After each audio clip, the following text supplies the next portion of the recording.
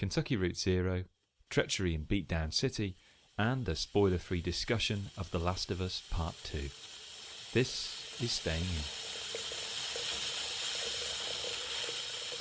Daniel, Hello. I need your advice. Come on then. Come and I take need a it seat. now. Come and sit on my knee. Can we get rid of the other two? Because I feel like it's quite private. Well, we're on Zoom, That's fine. Sam, and you're in control, so you can create breakout rooms. All right, Just hang on. Send me and Pete away. Hang on. Just do a couple of clicks here. Yeah, I think that's them gone now. Yeah, so Dan, right. Just me and you. We're all alone. Just us two. Yeah. I need your help to buy. I want to buy my wife a present, but I'm thinking like, what's a good present to buy someone who's pregnant? And I'm finding it really, really difficult because I can't buy clothes. I feel like jewelry's a bit of a waste because I've already bought the big piece of jewelry. The jewelry that matters. Nothing really tops a engagement ring. And I bought her a big brush for the garden the other day, and that didn't go down well. So I feel like I need some. And like today, I had to go out to my car to get something, and she was like, "Oh, is it a present?" And I was like, "No." And then I'm feeling like really under pressure to like get her something really nice, but I just have no idea what to get her. So I need some help and advice. Okay. Do you need the present to be now, or is it for a future time? As soon as possible, really. I'm on a knife edge here. Because what you could do is obviously your wife being pregnant, she obviously can't do a lot of things that she probably likes to do typically. Oh, I know. At the moment, I'm doing all the picking up around the house, so I could get her one of those claw things. Okay, so your solution is for her to do some of the jobs that you're doing. That's not a great solution. I'm giving her back the independence that she has lost because of our son. But tell me, is the picking up of things around the house something that she's talked about? Oh, I really, really miss doing that. No. But is that the independence that she's lost, or is it perhaps more to do with the fact that she can't have a glass of wine? Okay. So you could do like a hamper type thing. That's obviously closer to kind of the end of the pregnancy, where you can be like, here's something you can enjoy, look forward to all this nice stuff. But obviously, if it's too far ahead, you're just gloating. Like an incentive package. Yeah. Okay. Or if you want, now this is another option. Now this is actually a really good option. So okay, I'm listening. So you may want to make sure she doesn't listen to this episode. I'll get the notepad out for this. Yeah, because you could. Genuinely, I'm going for a serious option now. The hamper was a light-hearted one. This is a serious one. If she doesn't already have one, you could get her a charm bracelet, and then you could get a charm to represent either the pregnancy or the birth. And the idea could be that you are building memories, and you can get charms. And the good thing about this, Sam, is in the future you've always got an option for a present. Just get another charm. Okay. I like that idea. I like that because idea a lot. it's something now. It's a piece of jewelry, which is nice, and you can get really nice charm bracelets. Places there are many shops available. You can do the research on that, and then you can get charms for specific things. It means specific things. That's what I do for my wife. For specific events, I will buy her a charm which represents something. It's only small. It's only a little trinket, but it's a nice memory. So there you go. I like that. What I'm going to do now is I'm going to bring the other guys back in. Right, okay, open the door to the breakout rooms. There we go. And I said, Vicar, if that's what you've been doing over there, then why is the priest over there? Ha ha ha ha ha! And Pete, what did the publishers say? Yeah, they rejected the idea. Hi guys. Hi. Yeah, Dan and I finished now. All right. Okay, you feel good now, Sam. You feel like you've got ideas. Better. Can you believe that we studied theatre for multiple years? What? And that was the best. And that was the best we could have done out of that last bit. Yeah.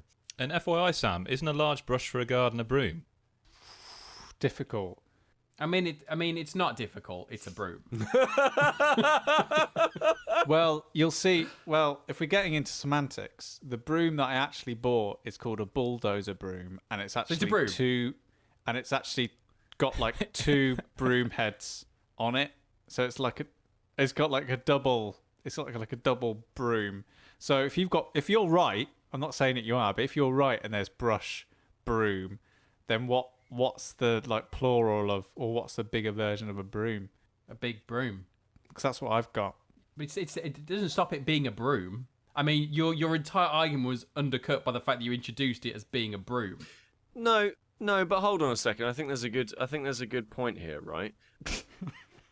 Hang on, Pete. No, there's not. No, there is. You're about to explain why a bulldozer broom is not a broom. There's a philosophical thing here, right? If you have, at what point, how many grains of rice does it take to get to it being a pile of rice? Yeah, when does a brush become a broom? Right, Yeah. because at some point it's a toothbrush, right? Yeah. So when does it become a tooth broom? Right. I mean, again, this is quite simple. The structure of a toothbrush is not the same structure as a broom. I mean, I'd love to walk into your bathroom, Pete, and there on the sink in the little cup, shaver. I have my teeth. I have my A teeth broom broomed. slotted in there. I have my teeth broomed twice a year. Gosh. Oh, dearie. I do like the idea, though, if Hogwarts went to war, that they'd have the little brooms as kind of the artillery, but the tank would be the bulldozer broom. Yeah, I've got it. I understand the difference now. A brush you hold with one hand. A broom you have to use two. No. Yeah, I like it. If you're a professional, you only need one hand for the broom. Well, what are you doing with the other one? Just waving. Just waving. Hi, everyone. I'm brooming. I think, Dan, this says more about you than it does about us. Yeah.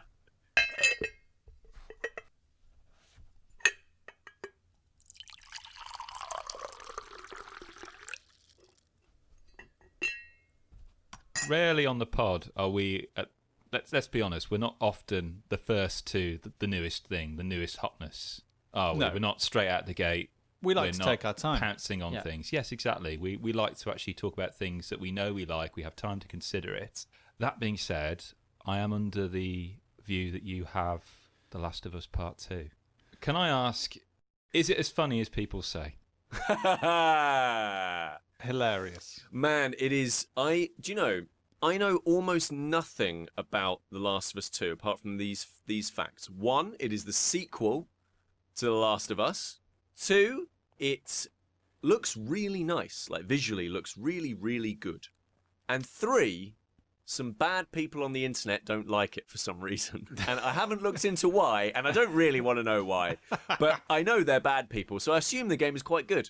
Yes. Right. Let's get into this. So, Roll your sleeves up. Firstly, because I spoke to Sam about this briefly beforehand. I think I speak for both of us, where we say we're not talking about the story at all. Because it's, I think, as you get, anyone who's played The Last of Us 1, you obviously know the story's a massive part of the appeal of that game. So it's obviously going to be a massive part of the appeal of the second game. So we're not going to touch on that. Doesn't mean we say there is lots I could talk about. That's nothing to do with the story. Okay. Because really, here's the thing. For me, the thing I didn't like about The Last of Us was when it was a game. And like the thing I liked about The Last of Us is when it was just trying to tell a story. That was the thing I really liked about The Last of Us. Whenever it was actually trying to be like, oh yeah, by the way, we're sort of like, I guess, third-person survival horror. That was when it didn't really work for me. So have they improved that? So the short answer is yes. Both Dan and I went back and played The Last of Us, the remastered version, just before getting this again. And also I played Left Behind as well, the DLC for the first time. Yeah, so I finished Left Behind literally the day before I got my copy of Part 2. So I've literally gone straight through the entire first game, the entire DLC, straight into that one. So there's been no kind of break point for me. And Left Behind is a crucial part of the puzzle, really, because when I was replaying The Last of Us, I was the same as you, Pete, where like aesthetically and from a design point, both in narrative and environmental design, like that game is, it's on point. It's absolutely stunning. It still looks incredible now today, considering it was released 7 years ago. But mechanically, the game is a bit pants. And I think at the time, the story was, and how they presented the story was so great and like nothing we'd really seen before in a computer game that I think we forgave it for the fact that every single puzzle involved a pallet on some water, and Yeah. you couldn't dodge, and the stealth system didn't feel like it really worked. And for me, playing it again, The Last of Us kind of felt like, right, we've got all this third person stuff that we use for Uncharted. Let's just put that in the game. And like the story's the forefront. Like the story is what we really want to get home with. The mechanics are kind of felt like they were second place, which was confirmed for me when I watched a documentary for Left Behind, and some of the developers there they said, after Last of Us shipped, Left Behind was our chance to make improvements on the mechanics, stuff they wanted to put into The Last of Us but didn't have time to. So Left Behind is a fascinatingly more mechanically deep game than The Last of Us. Like there's a lot of nuance in the battle, so they introduce things where you can essentially get the human enemies to fight off against the infected, which is something that just wasn't in The Last of Us at all. And Ellie feels like a lot more of a stronger character to play. But just on that, looking at the Left Behind, that exact kind of technique of utilising them against each other, as they've done in all the game previously, that's never said to you. It never says you could do this, but it presents you with a situation where that becomes apparent to you that, oh, I could do this. And suddenly you kind of make that decision yourself without a little message coming up saying, oh, maybe you could do this. And so again, it's that thing of involving you in the game more. Well, you see, I have a problem with that because I think there is stuff in Last of Us Part 2 that they tell you about that you could actually do in The Last of Us and they don't tell you about, that I really would have wanted them to tell me about the stuff that I could have done in The Last of Us because I think I would have enjoyed it more. Like, what tends to happen with Naughty Dog is I feel they kind of use each of their games, their sequential games, as like testing and proving grounds to improve the games that come after them. So I think after they sort of mastered how story was going to be told in The Last of Us, in Uncharted 4, they were like, right, we've got story down and how we want actually to direct the piece. Let's have a focus on mechanics. And in Uncharted 4, it actually has a stealth system that kind of works.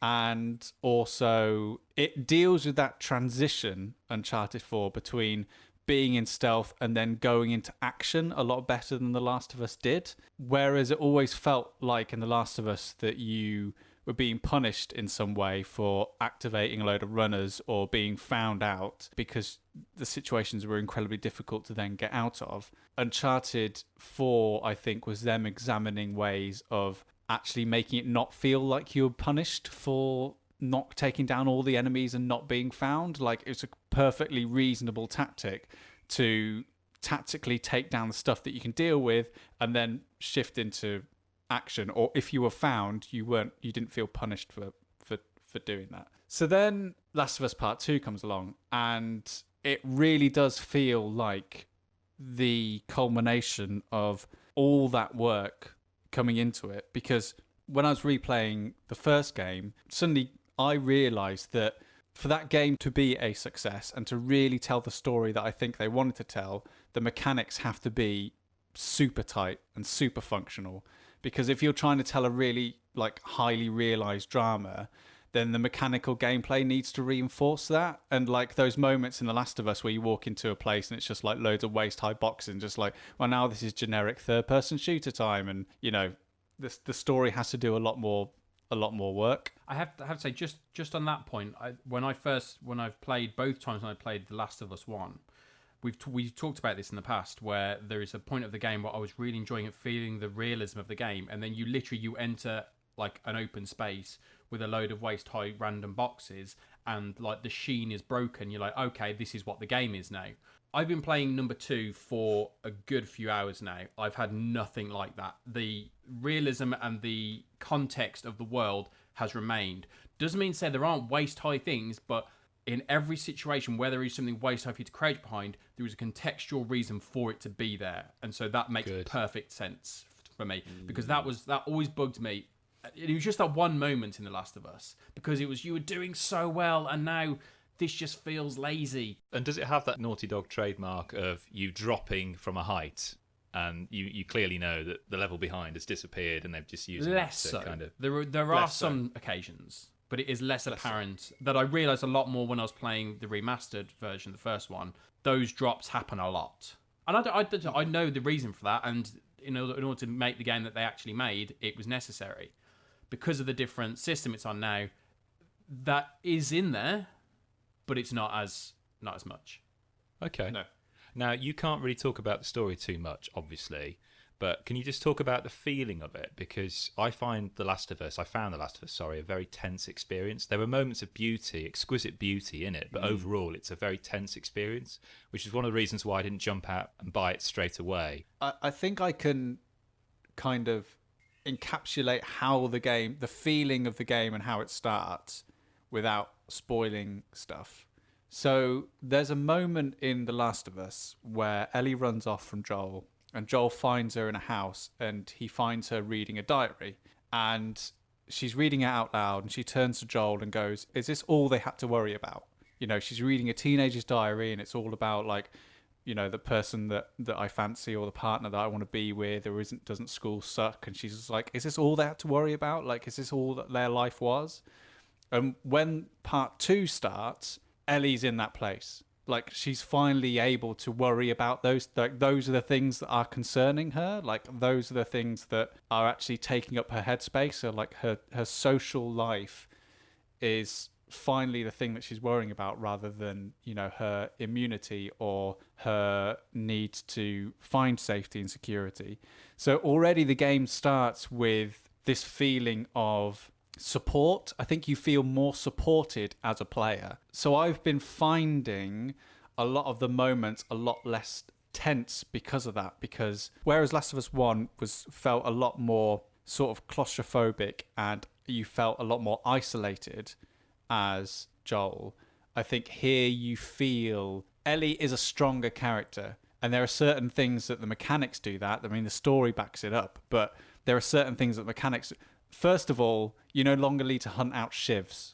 Ellie's just always got a knife. And I didn't realise it until we played part 2, but I was like, that is the one thing that makes Joel feel like an incredibly weak character in The Last of Us. The fact that every location, every skirmish or battle I now go into with Ellie, I didn't have to worry about, oh, maybe I should save that sieve for that clicker, or maybe I should save that sieve for one of those doors I need to open and get all the good things out. So I guess I should just try and avoid everything, or try and take everything out. With Ellie, it's not a consideration. It's just like, right, I can take out that one, that one, that one, that one. I can move around here, distract them and do that. So every battle now, because Ellie feels like a stronger character, it's not as tense. It feels... The tension comes from the tactical planning rather than the actual situations. Does that make sense? Mm-hmm. Like, I don't feel like Joel in The Last of Us 1, where I was just like, oh Christ, if I've got one bullet left and that's it, and a you know, like one hit left on my melee weapon. Ellie feels like just a stronger character. And as I was saying before about the things that they didn't tell you in Last of Us 1, where I wish they did, there is a move, right? And I saw this on the Grounded documentary they made of Last of Us, and it was a developer who's just like, yeah, the best thing I love to do is getting a bottle or a brick, throwing it into them whilst they're staggering. You can just take them out of one hit. And I was just like, what? Yeah. Hang on a second. You never told me that I could be doing... Like, and when I replayed The Last of Us, I was just like, there are plenty of bottles and bricks around, and, you know, they can distract a couple of the things for a few moments, but I really don't find them that useful. Here in The Last of Us Part 2, like, whenever I go into any new area, it's the first thing I equip is a bottle or a brick, and I'm just, like, walking around with a brick in my hand. Fantastic. But immediately they're like, here are the tools you need to fight these enemies off. And I feel as a player, I feel a lot more equipped to actually combat these enemies. And even though there are moments where there is like tension because I don't know what's around the corner, at least when something hits me around the corner, I've got options now. I feel like there's variety in the tactics.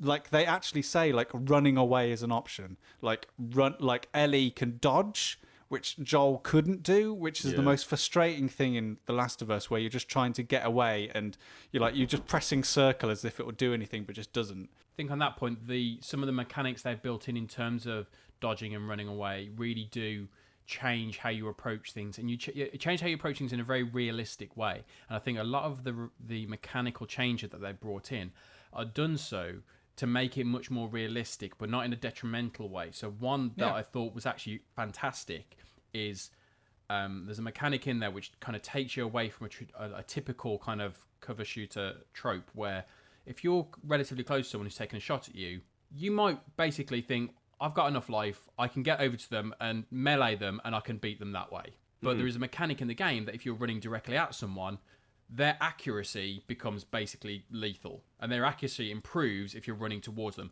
As you would, if you're running at someone with a gun, they're not going to suddenly miss you because you're closer to them.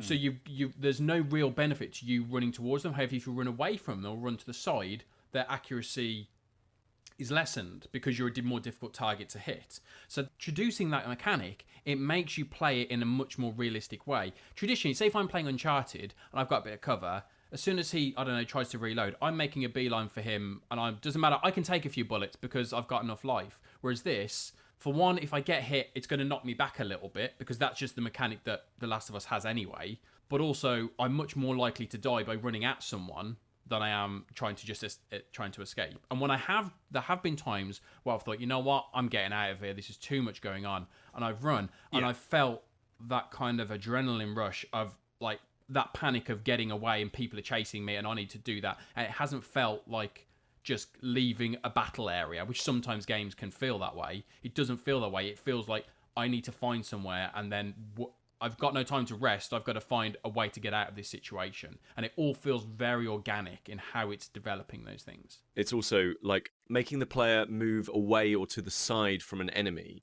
is also a very smart bit of design, because the simplest way to tackle an enemy in any game is to go directly towards them, right?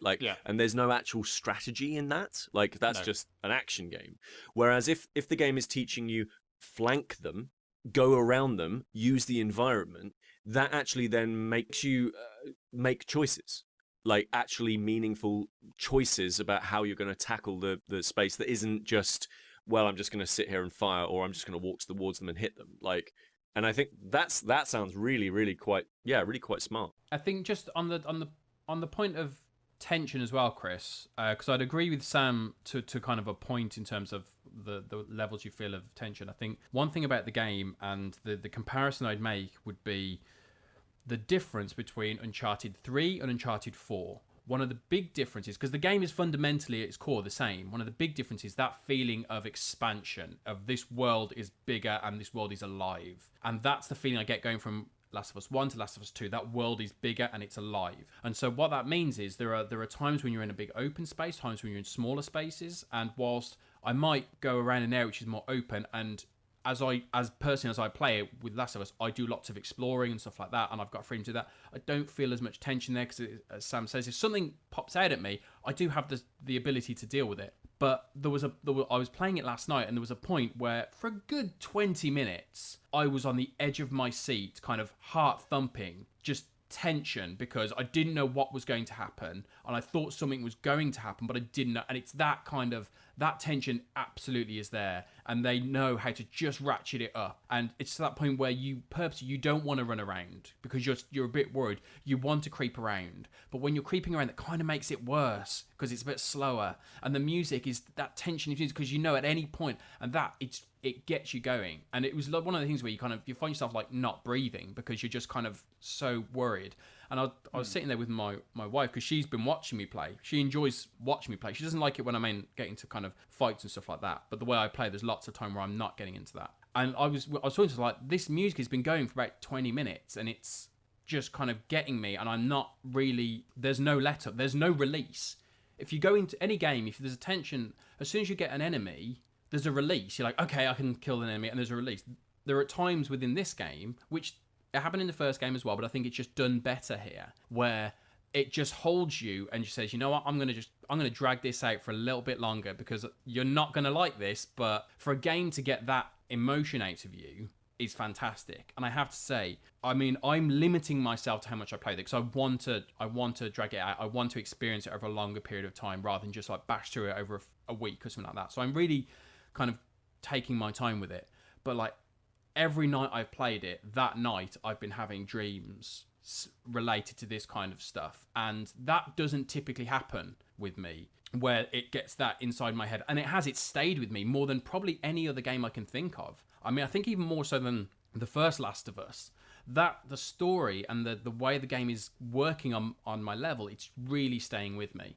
And there's a lot to like about this game. And as I said, I'm not, my wife said to me, because the thing I have with Naughty Dog games, especially kind of probably from around maybe Uncharted 3, maybe after Uncharted 2, when I start a game, I started thinking, there's a good chance this could be the best game I've ever played. And there's like for me, there's like an element of importance on that. So when I started The Last of Us, I was like, this could be that I want to enjoy this, I want to kind of experience this, it could be the best thing I've ever played. I felt the same with part 2.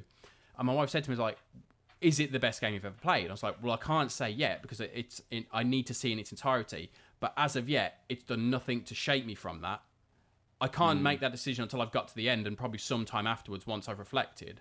But as I stand at the moment, it's doing everything right and it's working for me on every single level. All the refinement is just in these little tiny details that just reinforce everything about it and make it so much more of a richer and more beautiful experience. It's like a good stock, it's not just shoving a cube in and watching it dissolve. It's actually all those little things, all those little notes and flavors that you just wouldn't realize on occasion. They've just absolutely perfected.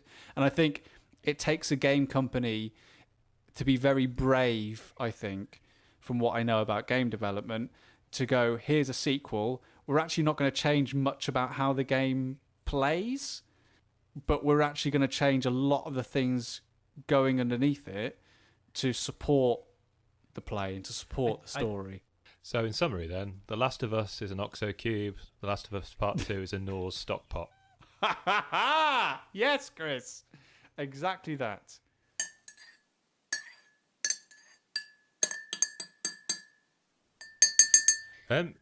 It's funny actually, Dan, you talking about how this game is inflected upon your dreams. I've actually just recently been playing a game where I deliberately try to make that happen and engineer that happening.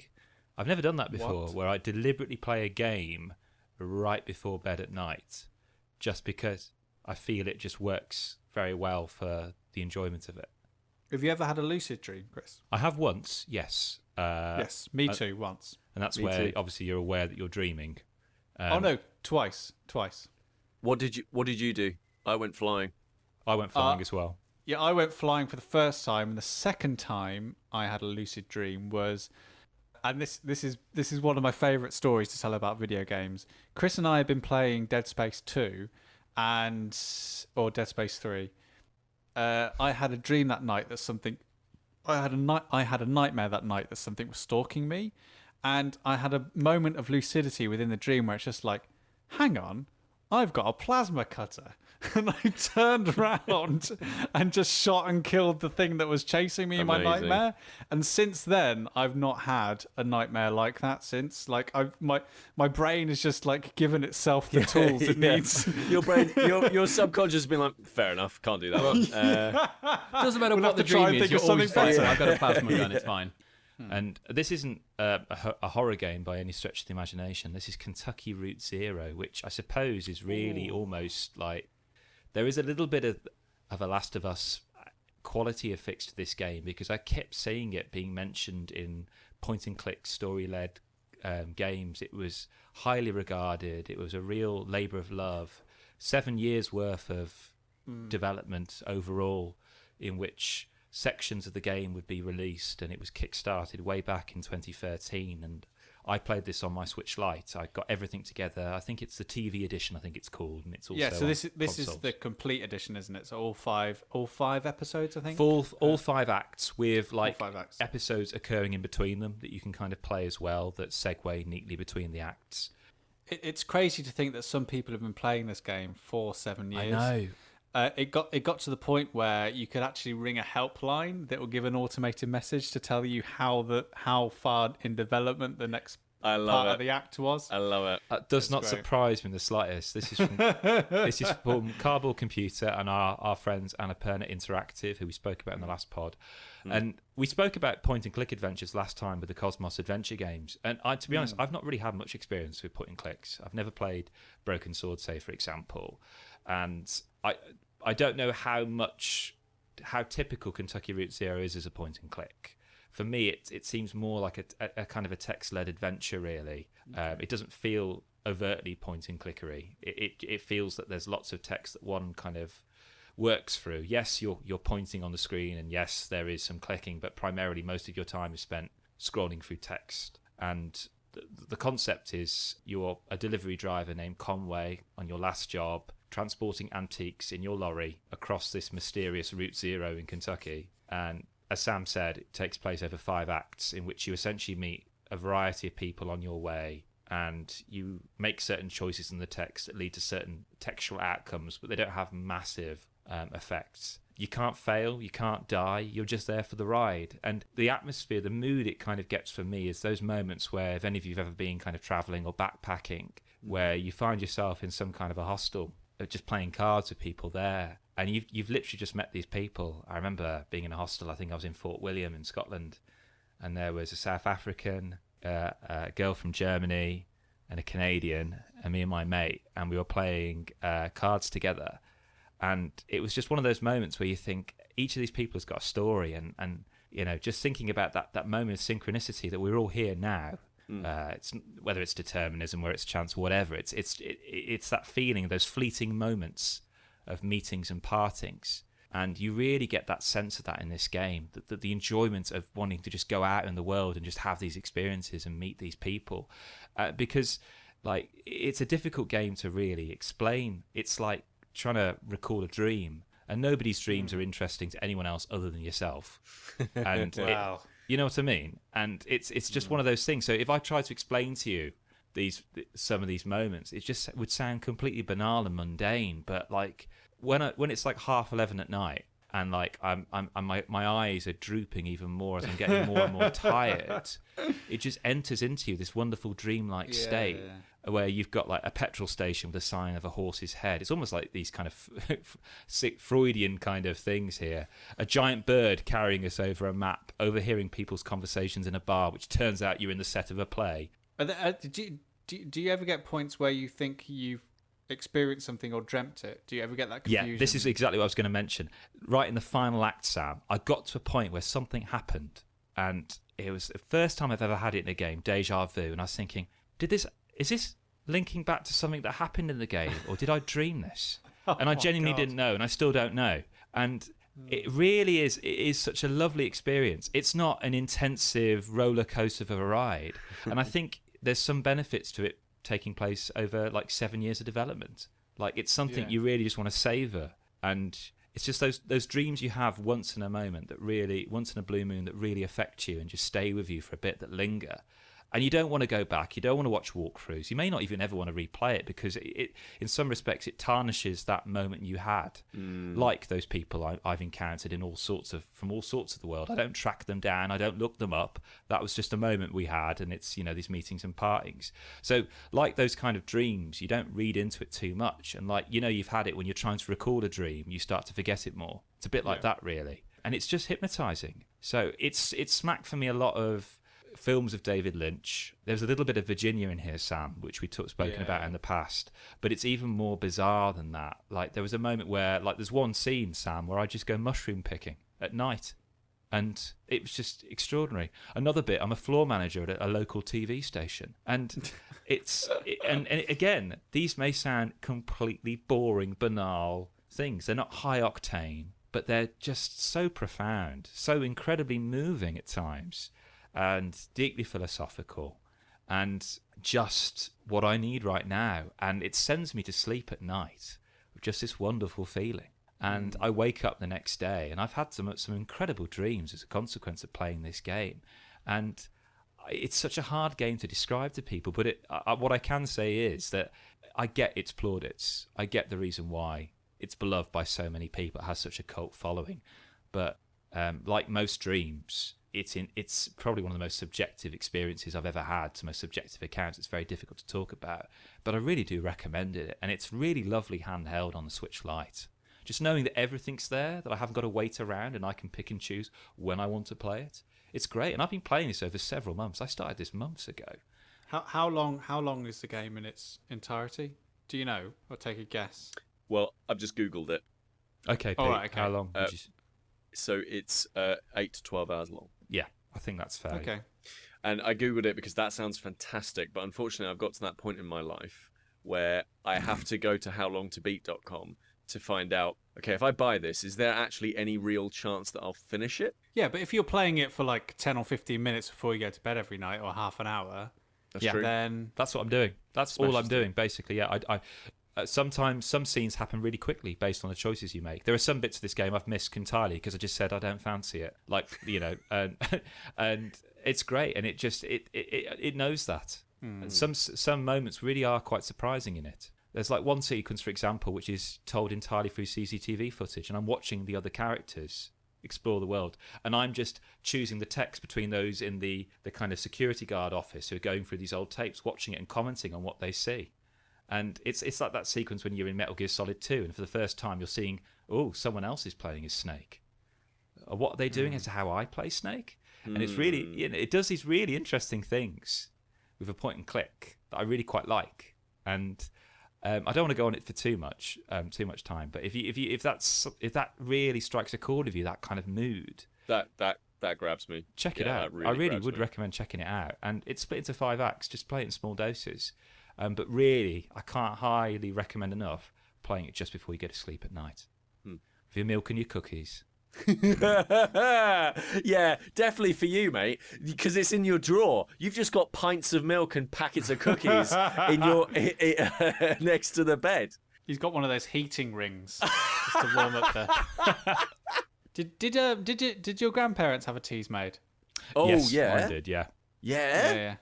I'm determined that the teasmade is one invention that needs to be redesigned for the 21st century. Oh, Because I think lives that will be improved by waking up to hot water and tea or coffee or whatever. That is one of the few.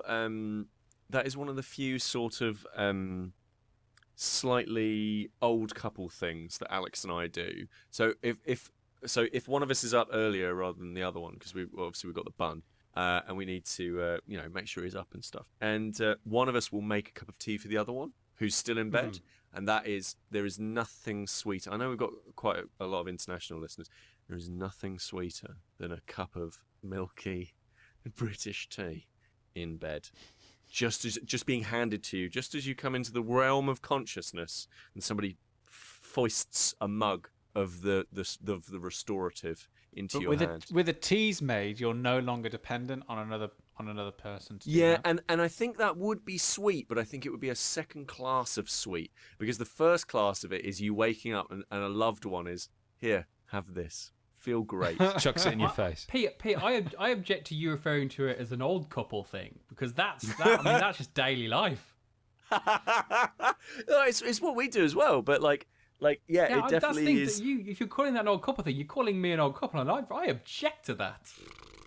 Wow. I mean, wow. I'm just picturing Pete in striped pajamas and one of those hats with a little bobble. Oh, see, I was imagining him in like a silk like dressing gown. Yeah. Well, what if you fancy? Sam, how would you improve it? Like, are we talking about some kind of Wallace and Gromit contraption? I feel like if a teasmade is going to be brought into the 21st century, then it needs DAB radio. Ooh. I'll tell you what it needs. Tell you what you need, Sam, and you would like this. You need to have a function to have multiple types of tea bags available. Yeah, so you could do like a Russian roulette thing in the morning. I wouldn't make it dangerous. I'd just kind of like set it. I want matcha tea in the morning, so there's a button and it's made for you. I want a green tea. I want a peppermint tea. Well, chaps, I'm pleased to announce that they are still making new teasmades. No, they're not. Yep. No, they're not. Yeah, and they please tell me that they're still massive and unwieldy. They're definitely what you would see in a sort of countryside B&B. But yeah, no, they definitely are. And in fact, The thing that's taken over, it looks like, in the world of teasmades, is the mini coffee machine. What, as in like an espresso or a thing, or like a grinder, coffee grinder? Well, like you put 2 mugs in at the very bottom, and then at the top, I guess you have like water, and you fill that up in the evening, and then there's it filters the coffee and gives that to you in the morning. My word.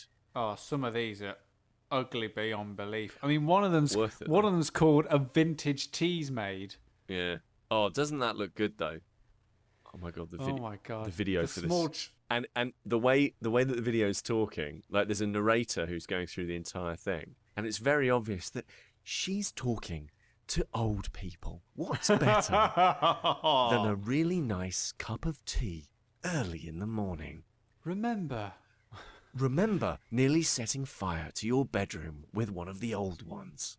I swear that's why they're just not made. Like the fact that the only one is called Swan Vintage Teasmade with alarm clock is just like, remember how good life was. Remember how good it was when you scolded yourself because you'd slapped your arm over the side of the bed and then you popped it onto your teasmade. Oh, it's just absolutely fantastic. I love it. Did I tell you about the time my brother borrowed the electric blanket off my grandparents? No. He left it on all night. And he basically poached himself. He woke up with a massive headache, completely dehydrated. Oh my god. Just completely dried out. Yeah, he said he could hear himself blinking. Just peeing salt. It's just human jerky. It was just a powdery mist. Oh, lads, I had my first Beyond Burger. All right, yeah. Okay.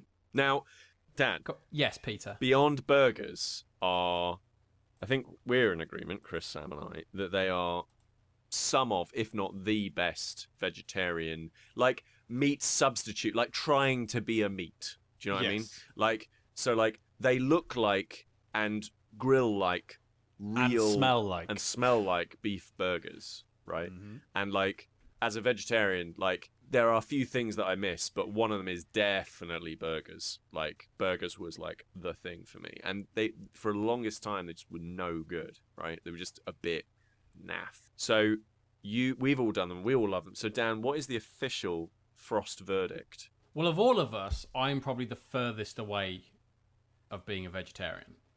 I'm as far along the spectrum as everyone else. You're an Inuit, yes, we all know. Yeah. Yeah.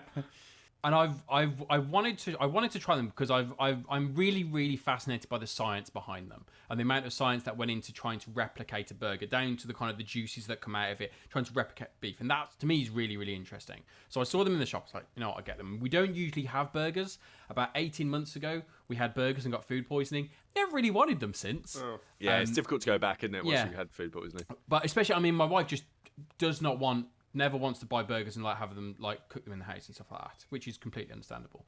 But we decided to get these and we had them. I tell you what, they're pretty good. I mean, they're pretty good. they're pretty good. And to be fair, my wife finished it. She was like, "This is probably the most surprised I've been of something like this year." She was like, "I had no expectations, and this is nicer than most burgers I've had." Oh yeah. Not just kind of non-meat. This is just nicer than a lot of the burgers. Full stop. Yeah. And it is. I mean, when I was young, a veggie burger was like breaded potato with peas and sweet corn in it. That's what a veggie burger was at that time. This is Which, for me, there's a time and a place for that, because there's a nice little treat of having that. Sometimes I'll put that in with a Beyond Burger. oh, you rebel. It's like a hash brown. It's nice. But yeah, I really enjoyed it. Yeah, I really enjoyed Good. them. Really glad to hear that, Dan. There's a whole world, Dan, of things that are trying to be like that. So Alex and I got into it's called oomph. Yeah. Is this suitable for this kind of? Yeah, no, podcast? that's not a quaint British phrase for something. It's But you and Alex got into oomph. It's this absolutely incredible range, I believe. I believe it's a range of like quote unquote meats that are all, vegetarian, and some of them replicate kebab meat, and some of them replicate like chicken wings, and some of them replicate like one of the ones, Linda McCartney, God bless her. She did a duck, shredded duck, and I'm telling you, all of them are equal to, if not better than, like most of those that you would buy in a store. Like they are just phenomenal. And the other amazing thing about it is that you can convince yourself that you're eating healthy. Because you can try. You can try. But the Beyond Burger was really interesting because when I was cooking it, like my partner doesn't really like the smell of meat cooking, and she said I can't be here while you're doing the Beyond Burger because it actually, as Sam was saying, it does smell like meat, and it's really confusing because I was worried about like cross contamination like you usually are with meat, and I had to just stop myself and think, no, actually, there's not an issue here. This is plant based, and I'm an omnivore. I eat meat. I don't eat it as much as I used to. And I'm very big on veggie food and things. And like I said, look, I'm quite happy never to have a beef burger ever again. I'm quite happy with this. This is great. It takes out all the faff that goes with cooking meat, and all the ethics as well.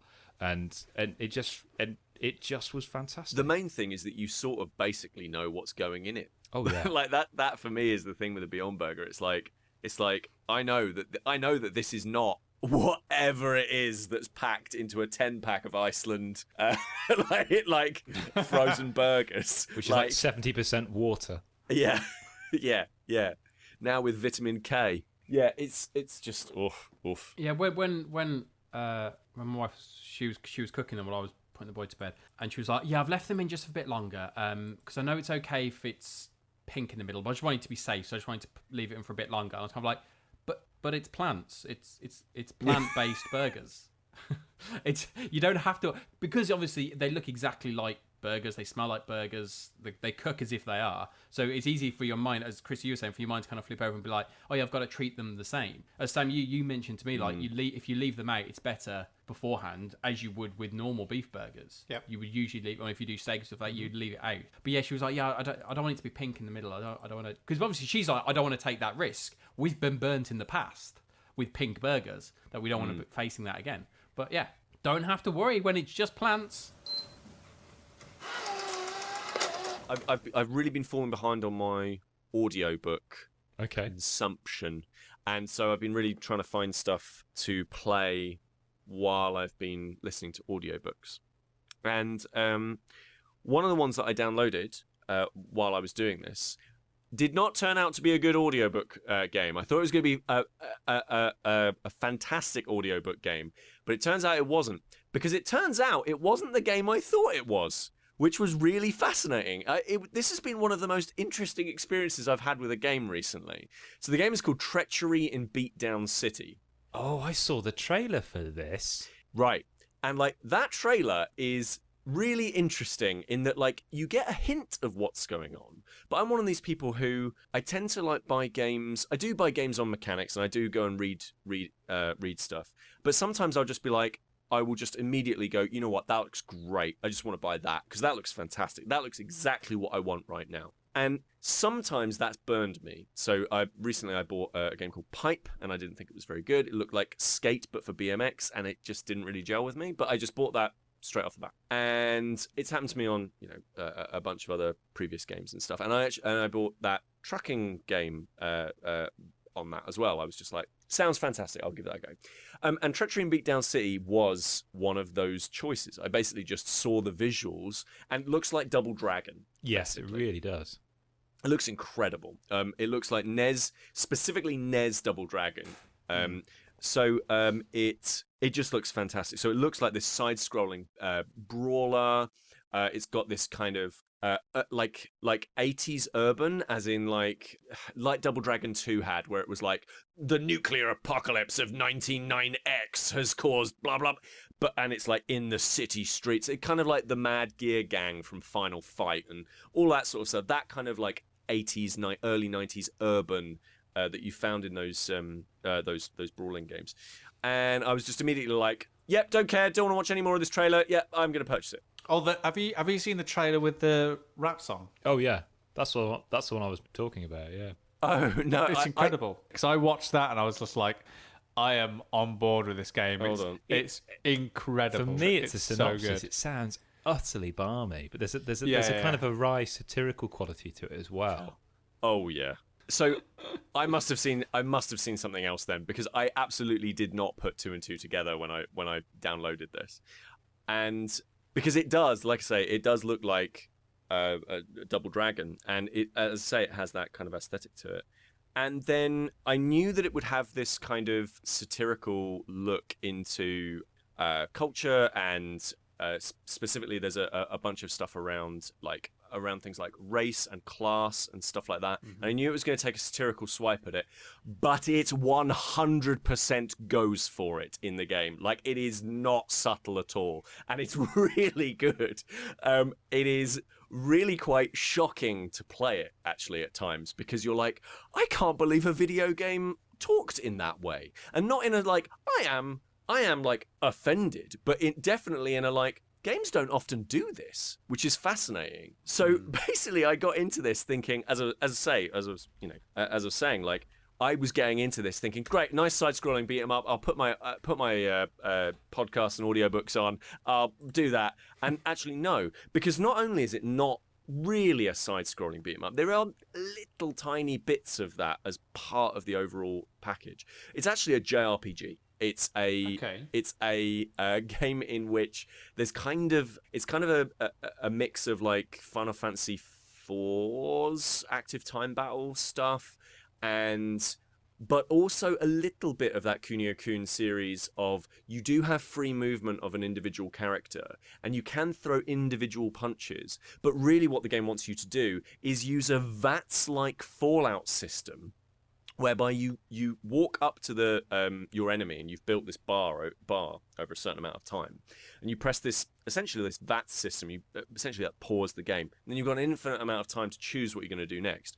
So, for example, there's a grappler character, and a bunch of the stuff that you want to do with that character is obviously built around grapples. So you might soften someone up with a couple of punches, and then go into a grapple and then do like a finishing move or something like that. So it has this like tactical choice to it that you would have with a JRPG. But it also has, like an overworld map. And again, I thought that this might be a sort of like slightly like open world, or that you would go from stage to stage and do lots of different fights and so on. And I guess it is kind of like going to different stages, but really it's basically moving from one fight to another fight. And it's actually reminded me a lot of a game called Unlimited Saga on the PlayStation 2, which I don't think did particularly well, but it did have quite a core audience, hardcore audience to it. And it really was just all about fighting. And this game reminded me of that as well. It really got to me this idea of the game is really just interested in brawling, in the same way that a side-scrolling brawler like Streets of Rage, for example, is just interested in fighting. It's just that the mechanics are very different to what you were expecting. So again, once again, like, there was a real sense of, again, surprise of, I'm expecting this one thing, I'm expecting a brawling game, and actually it turns out to be a much, much more down the sort of JRPG route. The audio is superb. So that trailer that you sent to me is fantastic. This rap trailer, and that'll be the one I link to in the notes. But the actual, like, and you'll hear a little bit of it in the trailer as well. The chiptune music is insanely good. Like, it is excellent. Like Alex was sat near me while I was playing it. She was like, "This is fantastic." Like, this, and she's not into that stuff. So like, she was well into this, into these chiptune sounds. Really, really great work on that. The art is superb. It manages to keep up with the Dungeons with the Double Dragon visual style throughout the entire thing. Like, again, there's a lot of retro games out there that are like, oh look, it totally looks like Super Mario Brothers, except it doesn't. Like, it doesn't look anything like that. This game looks like it fell out of 1991, and it looks like a Double Dragon sequel. Like, it is excellent. And then the cutscenes in which, so there's kind of two qualities of cutscenes that they have. There's one that is doing the kind of dialogue, the really sharp, like, politically tuned in, very like right on kind of writing between characters. The moments in which they're basically just doing dialogue of these enemies that you're going to fight against, and the enemies really are quite well written, in that, like, you really hate them. Like, you come away from it like, oh yeah, actually I do know people who are like that, and they are awful. And the main characters are quite well written as well. Like, you know, the actual personalities are quite good too, quite fun. You root for them. But the actual visuals there are not they're not particularly like exciting, but the visuals of bigger story beats, for example, President Orama being kidnapped by ninjas. Yeah, ninja dragon terrorists. Yeah, like that. Those scenes are really well put together and really are some excellent pixel art. Like really, really good. And I will say that is the level. I will say this, like that is the level of social commentary that they're making. They are not. Again, there is no. It's not the kind of social commentary of something like a Fear and Loathing, right? Like it's not that level of like. It's not even that level of subtext. It's just very overt about what it's doing. But it licks along, and it does give you enough of a reason to keep moving forward. In the same way, again, like Double Dragon 2's writing is not Shakespeare. Like it does the job. It gets across. I mean, Double Dragon 3's writing, they spelled the name of the characters wrong. Like that's the level of quality that was working at. So it's perfect. Again, it's perfectly suitable for that kind of game. But again, it isn't that kind of game. And that's what I came away from it thinking, like, what a fascinating experience that I had my preconceived notions over what that game was going to be very much changed. And it was all based on me just buying it because the art looked good. That was another episode of Staying In with Daniel Frost, Peter Willington, Sam Turner and myself, Kris Darby. For those of you interested in Treachery and Beatdown City, you can get it on the Nintendo Switch, Steam, and even the PlayStation Vita. Kentucky Route Zero is available on consoles and PC and Mac. The Last of Us Part 2 is obviously a PlayStation exclusive, and the Swan Vintage Teamade is available from all good electrical goods retailers. Because of all the Last of Us Part 2 chat, we weren't able to squeeze in a listener question this time round. However, if you have something burning to ask or recommend to us, please get in touch. @StayingInPod is where you can find us on social media, or just send us an old-fashioned electronic mail to stayinginpod@gmail.com. That's all one word, stayinginpod@gmail.com. Sweet dreams.